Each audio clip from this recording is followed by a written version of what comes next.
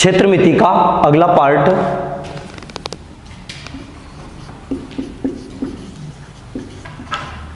जो कि 3D है, 3 डायमेंशन। इसमें हम जो बेसिक स्ट्रक्चर की जिनकी ज़रूरत लगेगी आज हम वो करेंगे। तो आप सभी का स्वागत है माँ भारती एजुकेशन में। शुरू करने से पहले देखिए, ये आपका वृत्त था पहले, ये आपका 2D में था, ये आपका स्फेयर बन चुका है जिसे हम गोला बोलते हैं और इसको बोलते हैं स्फेयर। ठीक है, जो गोला जो गेंद होती है, पृथ्वी है, चंद्रमा है, सूर्य है, ये सभी गोलाकार है। ओके है ना। तो इससे संबंधित क्वेश्चंस आते हैं, जैसे पृथ्वी है, सूर्य है, चंद्रमा है, समझ लेना कि वो गोले की बात आपसे कर रहा है। जो छोटी छोटी अंटियां होती है वो भी गोले का रूप होती है। ओके, तो गोले का जो आयतन की जरूरत पड़ती है हमें, तो गोले का जो आयतन होता है वो होता है 4/3 पाई r क्यूब। ओके है ना। इसका पृष्ठीय क्षेत्रफल, सरफेस एरिया, पृष्ठीय क्षेत्रफल जो होता है 4 पाई r स्क्वायर। ओके, ये दोनों की हमें जरूरत लगती है। वो 3D में मैंने आपको बता ही दिया था कि 3 डायमेंशन होती है, 3 विमाएं होती है, 3 तरफ से उसको देख सकते हो और ऊंचाई भी उसमें इंक्लूड हो जाती है। जैसे मैंने आपको थोड़ा सा एक बताया था आयत और घनाभ के बारे में, चलिए उसके बारे में हम बात करेंगे।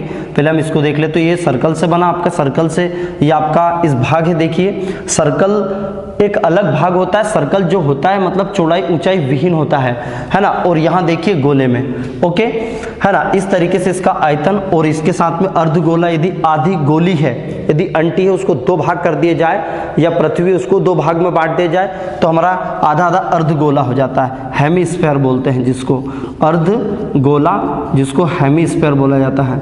क्या बोला जाता है? हेमीस्फेयर। ओके, इसका जो सूत्र आयतन का, वॉल्यूम का, जिसको हम आयतन बोलते हैं, देखिए सिंपल है। ये 4/3 इसका आधा कर दीजिए, 2 से भाग लगा दीजिए तो ये हो गया आपका 2/3 पाई r क्यूब। ओके, पृष्ठीय क्षेत्रफल है तो 2 का भाग लगा दीजिए, सरफेस एरिया, पृष्ठीय क्षेत्रफल, ये फार्मूला बन गया 2 पाई r स्क्वायर। ओके, सिंपल है। चलिए इसके साथ अब देखते हैं हम। देखिए अभी आपने वृत्त देखा था, ये वृत्त है। ओके, मान लीजिए हम इलिप्स का आकार हो गया, ये वृत्त था आपका। ओके है ना। अब यदि हम इस तरीके से जो बेलनाकार है उसको, बेलनाकार जो भाग की बात कर रहा हूं मैं अब, बेलन अर्थात सिलेंडर, बेलन अर्थात सिलेंडर। ओके है ना। अब ये जो बेलनाकार भाग, ये ऊपर का और ये वाला जो गिलास होता है ना, ठीक है। यदि हम नीचे का भाग भी और ऊपर का भाग, अब गिलास 2-3 तरीके से होते हैं, शंकु के आकार में, फ्रस्टम के आकार के भी होते हैं, जो जिसको हम बोल सकते हैं कि बाल्टी के आकार का जो छोटा होता है, बाल्टी हुई, ये अलग है।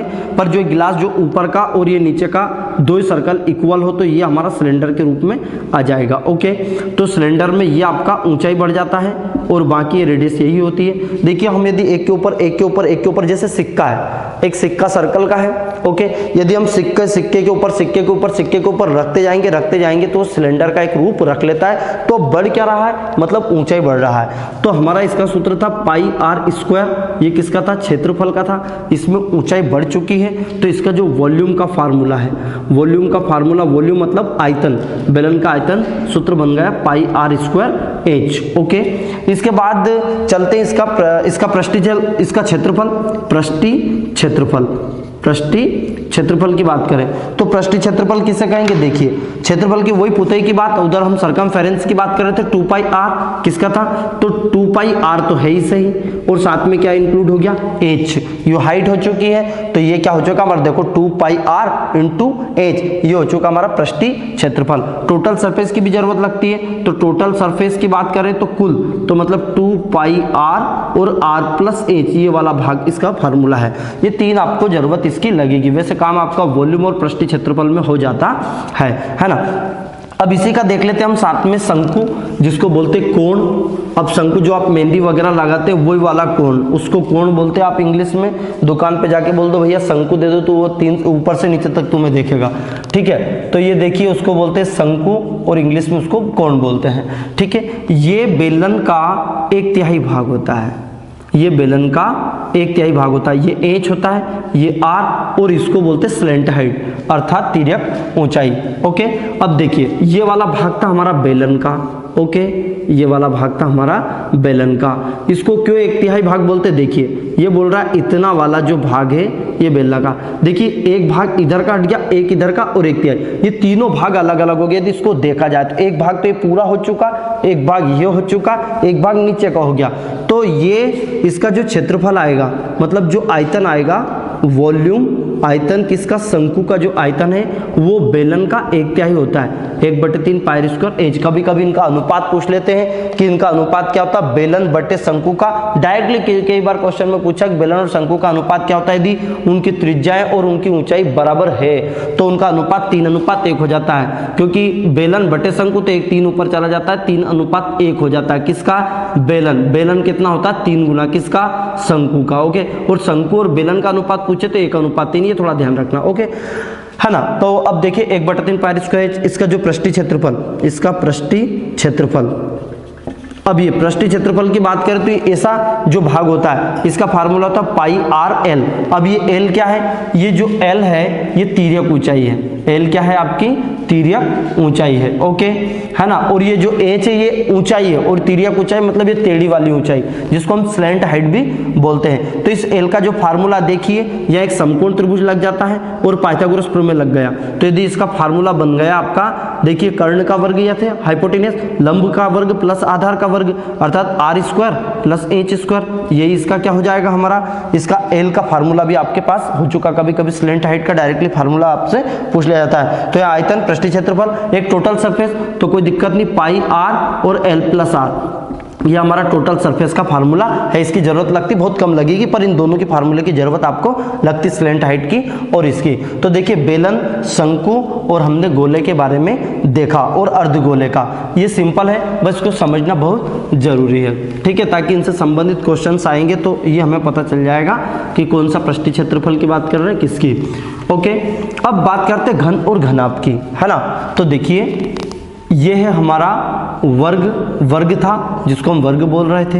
अब इसको वर्ग के ऊपर रखते हुए जाए, जैसे मैंने एक पेज बताया था, है ना। जैसे मान लीजिए कि पेज एक आयताकार है आपका। ओके, देखिए ये पेज अभी एक आयताकार है, यदि इसके बराबर भाग हो जाए तो ये अभी वर्ग हो जाता है। यदि इसके ऊपर हम रखते जाएंगे तो अभी वर्ग है, पर इसके ऊपर रखते जाएंगे किताब सी बन जाएगी। तो ये जो भाग है ये ऐसा बन जाएगा, ये वर्ग है।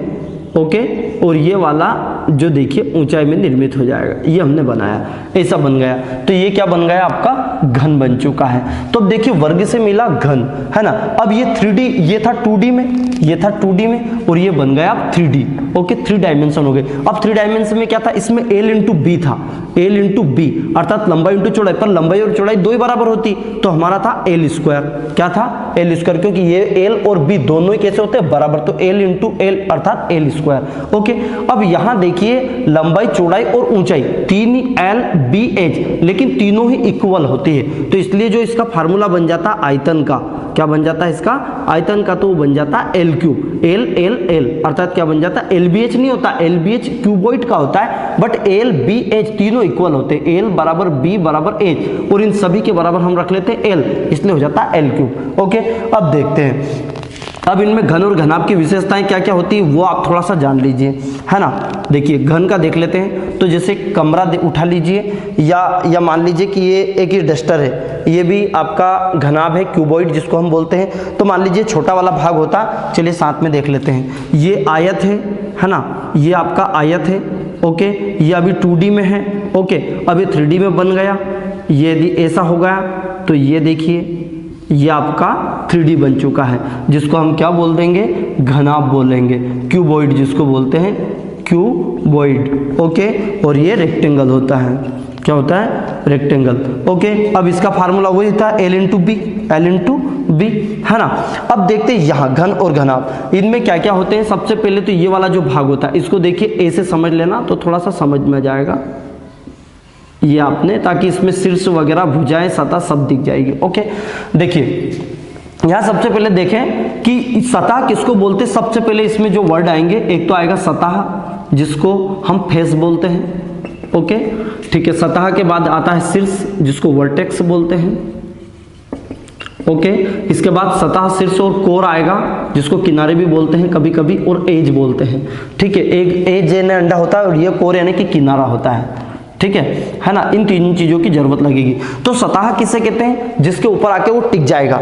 मतलब मैं इस डस्टर की बात करूं तो इसकी सतह कौन सी? जिसके ऊपर ये टिक सकता है। जैसे ये एक सतह हो गई।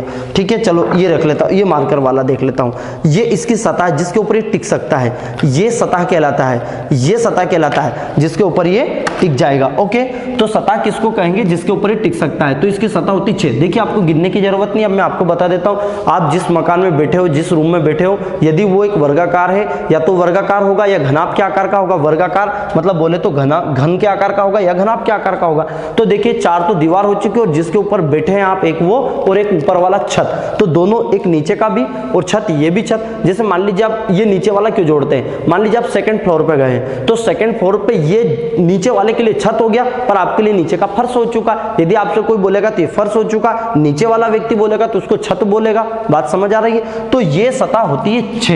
कितनी होती है? तो 4 दीवारें, एक ऊपर का और एक नीचे का, टोटल सतह हो जाती है 6। तो सतह किसको बोलेंगे? जिसके ऊपर टिकता है। तो मान लीजिए हमने नंबर दे दिए A B C D और E और ये F, ये G, ये H, ये I और ये J। हमने ऐसे नाम दे दिए कुछ भी, है ना।